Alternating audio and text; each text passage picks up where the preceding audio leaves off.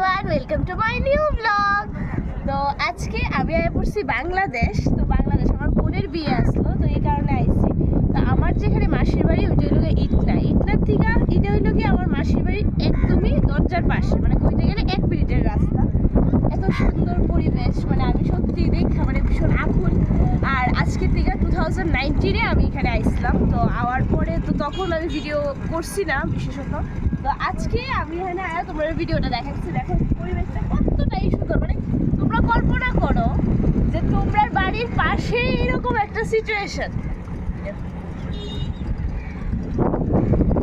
তোমাদের বাড়ির পাশে এরকম একটা সিচুয়েশন আর কি লাগে জীবনে? এরকম মনে হয় না? আমারও মনে হইতেছে যে এখানে আজকে থাকা জায়গা, কিন্তু সম্ভব না। কিন্তু আমার এখান থেকে যাইতেই মনে চাইতেছে না, এত সুন্দর পরিবেশ। দেখো আমি নাইটি পরে পড়ছি, ছোট নৌকা। এটা বর্ষার সিজনে সত্যি আরো অনেক বেশি বেশি নৌকা থাকে। আর বর্ষার সিজন তো এখন মাত্র শুরু হতে চলছে, তাই এখন একটু কম নৌকা।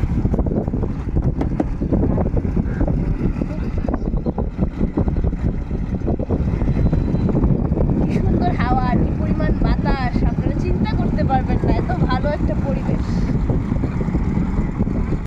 এইটা হইল কি ট্রলারের ভিতরটা, যার মধ্যে দিয়ে আমি এখন ঢুকতেছি।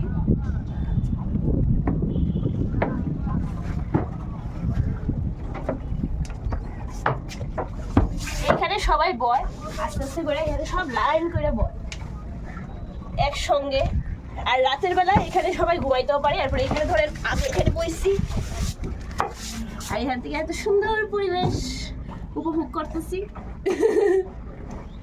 এখন কিন্তু মানে ট্রলারটা চলতেছে না, ট্রলারটা দাঁড়ানো আছে। আর ট্রলারটা যখন চলবো তখন এই পাশে বসানো ট্রলার চলতেছে। আমাদের এখানে নির্মহলে যেরকম হয় আর কি, নির্মহলের পরিবেশটা ঠিক সেরকমই, কিন্তু নির্মহলের থেকে এটা আরো অনেক বেশি বিস্তর। এদিকে আয়, এদিকে দেখা এই জায়গাটা